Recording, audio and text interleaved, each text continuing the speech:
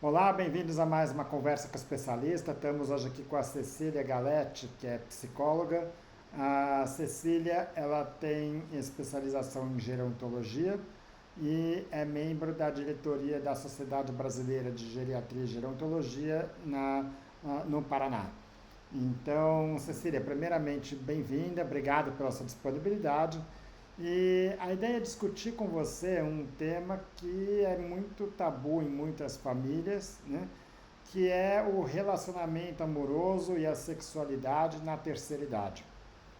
Olá, boa noite. Muito obrigada pelo convite. Agradeço aí a possibilidade de estar aqui e para falar de mais um tema muito importante aí para a gente, né? Para nossa sociedade, para a gente. Bom, então para começar, assim, a relação amorosa, especialmente a sexualidade, o ato sexual ou alguma coisa que envolva um contato físico até, né? Na terceira idade ele ainda está cercado de muitos tabus, né? É como se aquilo lá fosse algo errado, né? Por que, que é tão difícil para a sociedade e até mesmo para a família aceitar que aquele avô, que aquele pai de família que já está aí nos seus cabelos brancos, que comece a namorar e comece a ter uma relação afetiva com uma pessoa nova que não fez parte daquela família até então? A sexualidade, né, ela é um tabu, ela é um assunto que incomoda desde sempre, tá? Desde sempre, não é só na velhice, não é só de agora, né? Mas na velhice, na terceira idade, parece que ela chama um pouco mais de atenção, porque é como se o idoso, parece que existe um mito, parece não, existe um mito, a sociedade ainda vê o idoso como um ser assexuado, né? Então, de repente, aparece um idoso com uma namorada, ficou a viúva arruma um namorado, enfim, e aí todo mundo fica olhando de uma forma meio esquisita, né? Como se com o envelhecimento a pessoa perdesse o seu interesse sexual, né? E que não é o que acontece. A sexualidade, e aqui vale, eu acho que uma explicação, que o sexo, ele faz parte da sexualidade. Então, o ato sexual, ele faz parte da sexualidade. A sexualidade é algo além do sexo, né? Então, é o carinho, é um cuidado, é a sua vaidade, tudo isso compõe a tua sexualidade. O sexo é um componente. Então, você se relacionar amorosamente com alguém, não é só o sexo, o ato sexual em si, tem todos os outros componentes, né, que compõem aí a sexualidade. E as pessoas têm aí essa visão de uma velhice assexuada. É claro que com a velhice, né, eu acho que é isso que fica difícil para a família e para a sociedade olhar, né, e falar, opa, como assim? Essa idosa está namorando, né? Esse idoso está namorando. Porque o sexo ele é um assunto que já incomoda desde sempre e tem essa visão, né, da velhice assexuada por conta de que, claro, ocorrem sim algumas alterações no corpo, tanto do homem quanto da mulher, com o envelhecimento, né? Mas não significa que o idoso, que é idosa, perdeu a sua libido. A libido pode diminuir, principalmente nas mulheres, por conta aí de questões aí da menopausa, ligadas às questões hormonais, né? Isso de fato acontece, mas não significa que ela perde o seu interesse, né? Ou que o homem perde o seu interesse. A sexualidade é uma coisa que nasce com a gente e morre com a gente, tá? Eu, Mas me parece que a dificuldade é essa visão, esse mito da velhice assexuada. legal. E acho que até aproveitando disso que você falou, quer dizer, a libido ela pode diminuir, ela tende a diminuir, mas não necessariamente, né? Não. E é um pouco aquela visão, ele mantém o seu libido, por que, que as pessoas pensam, em vez das pessoas falarem, pô, que bom que ele mantém o seu libido, não, que ruim, senão está sendo legal. É. Eu acho que, primeiro, acho que é um choque, né? De novo, eu volto para o meu ponto do mito da velhice sexuada, né? As pessoas, eu acho que a gente estão acostumadas a ver o idoso dessa forma, e eu acho que isso está mudando com a nossa geração, né? Antigamente, a gente não via as mulheres idosas, né? Como elas estão hoje, por exemplo, usando a roupa que quer, né, se vestindo da forma que querem, investindo a sua energia, né, nesse sentido de se cuidar, de fazer algo que faça com que ela se sinta bem, se sinta bonita, se sinta desejada pelo outro, né? Então, isso me parece que vem mudando com o tempo, né? Mas ainda existe esse incômodo, tá? E me parece que a causa desse incômodo ainda é esse olhar de que, nossa, não, o velho, como assim? Né? O velho é assexuado, como assim? O velho não tem essa libido, como se de fato eles não pudessem continuar uma relação na qual eles são olhados, né? Porque é isso que acaba acontecendo, que acontece numa relação amorosa. Você é visto, você é cuidado, existe essa troca, né? Então, olhar para o sexo, para a sexualidade da pessoa idosa, mesmo com a mudança que a gente tem visto aí na nossa sociedade, né? Ainda é sentida como uma coisa estranha, para dizer o mínimo, senão gente que pensa, como o senhor disse, como algo que é errado, né? Legal. Agora, é, vamos lá, na terceira idade é muito comum acontecer uma inversão, né, de valores. Então, aquele pai que até então cuidava do seu filho, falava o que era certo, falava o que era errado, ah, educava aquela criança, de repente os filhos começam a tratar os pais como se fossem filhos, né? Quer dizer, como se fosse a pessoa dependente, a pessoa que deve escutar ele, a pessoa que eventualmente tem os pensamentos errados quando se pensa, quando se tem ideias diferentes, né? E aí, especialmente no caso daquelas famílias em que um casal teve junto aí pai, mãe, aquele filho que viu o pai junto com a mãe a vida toda, e de repente vê que perdeu uma dessas pessoas, aí, e vê o pai, a mãe sozinhos, e de repente aquele pai que foi perdido é substituído por um namorado, ah, isso, vamos dizer, gera muito incômodo nos filhos, especialmente nessa situação dos viúvos, né? Aquela pessoa que perdeu o pai, que perdeu o esposo, perdeu a esposa, mas que não perdeu a vontade de ter alguém do lado ali, né? Isso é um relato frequente, né? Mas o que a gente tem que olhar, e é importante que as famílias, que os filhos saibam e olhem, é que, primeiro, né?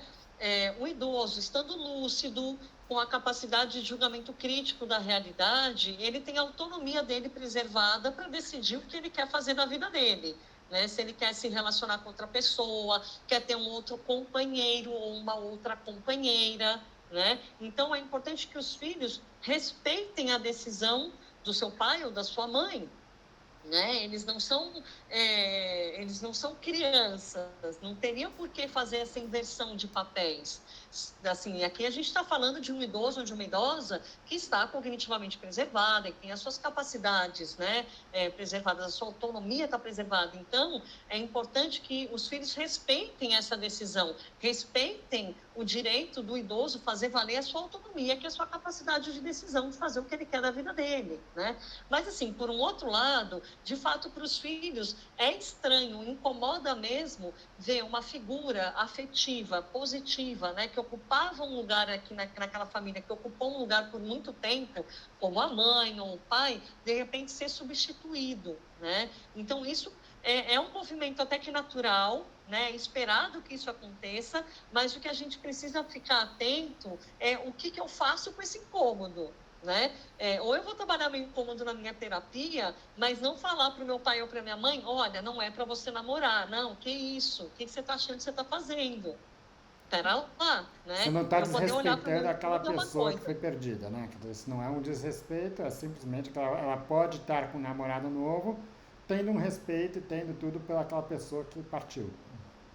Exatamente, exatamente, né? Porque as pessoas, ela pode não é desqualificar ou não é esquecer, é exatamente respeitando a relação que ela teve com aquela outra pessoa, mas aquele lugar que ali ficou vazio, por que não ser preenchido, né? Com um companheirismo, né, com uma outra pessoa. Se a gente faz isso na vida adulta, se você se separa na vida adulta, tudo bem você arrumar um outro companheiro, uma outra companheira, por que não é tudo bem quando você fala disso na velhice, né? Certo.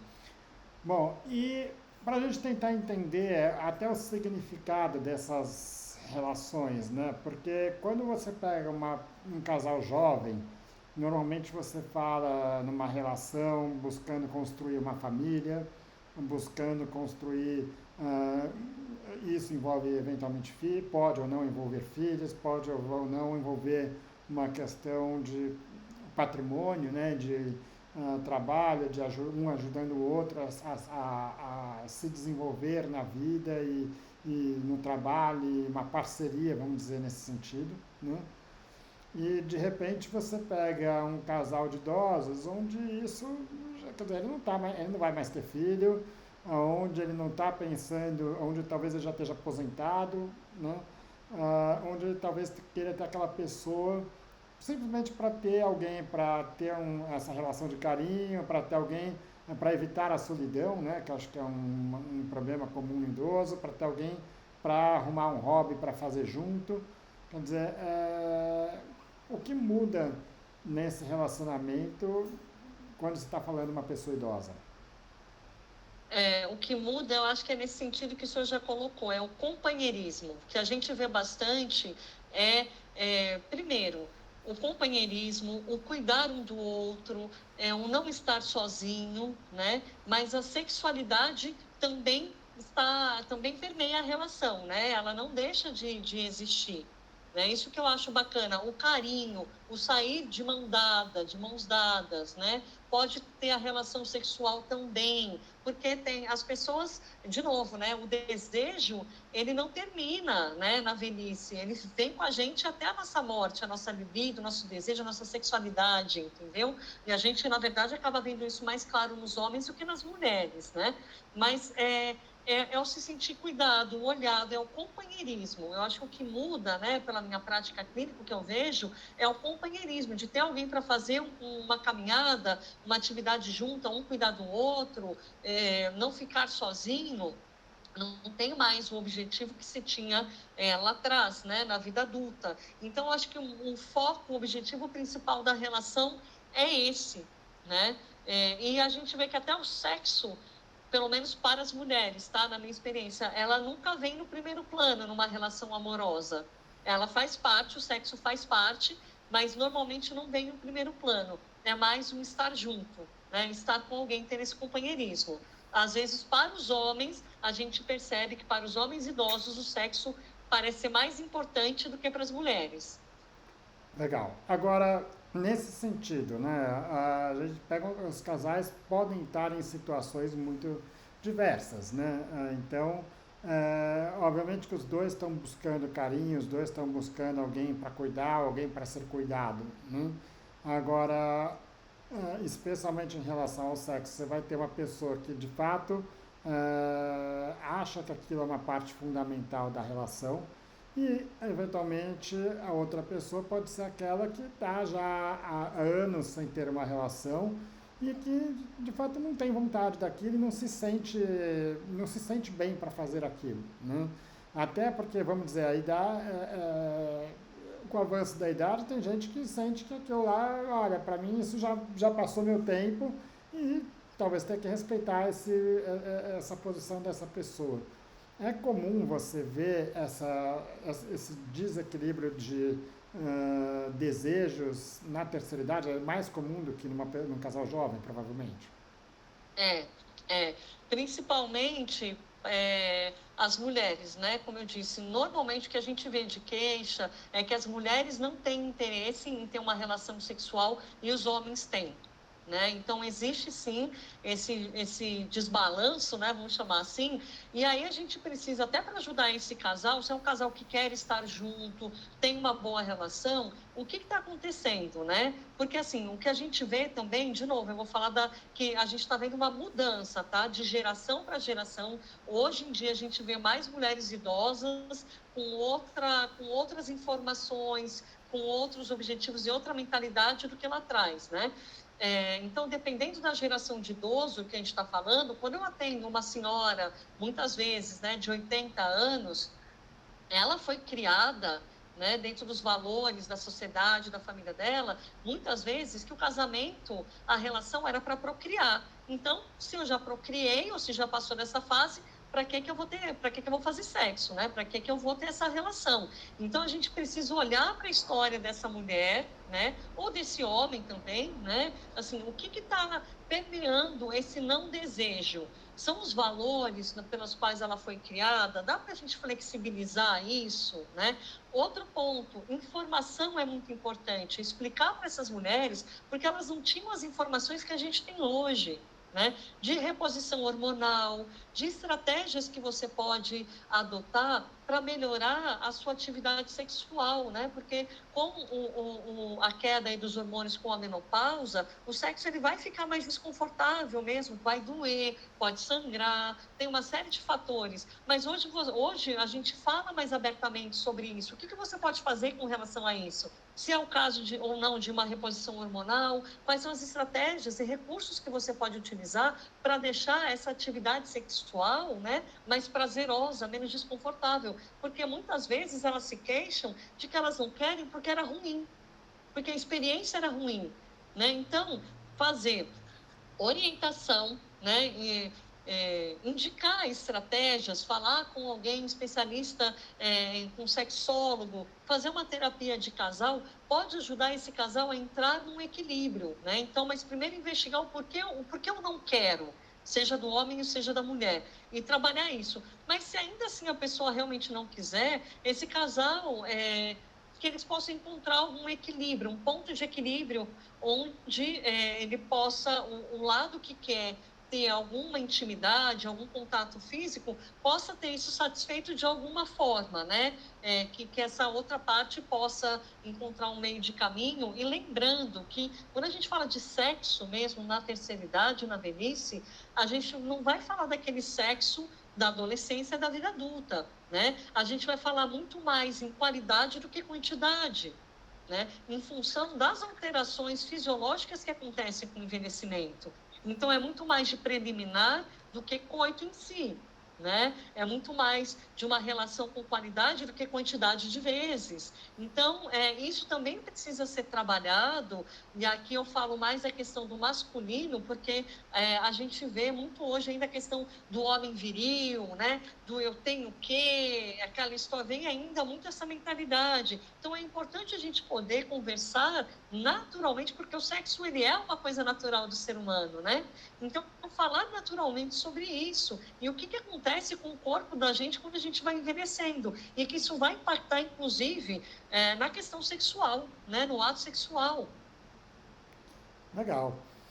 Cecília, acho que deu para direcionar bem, né? Acho que para essas famílias que talvez não se aceitem um ao outro, ou para esses casais que de fato estão querendo entender, se aceitar melhor ou aceitar o outro melhor, tudo isso, eu queria te agradecer mais uma vez por estar aqui. Eu que agradeço o convite e a oportunidade. Muito obrigada. Obrigado mais uma vez.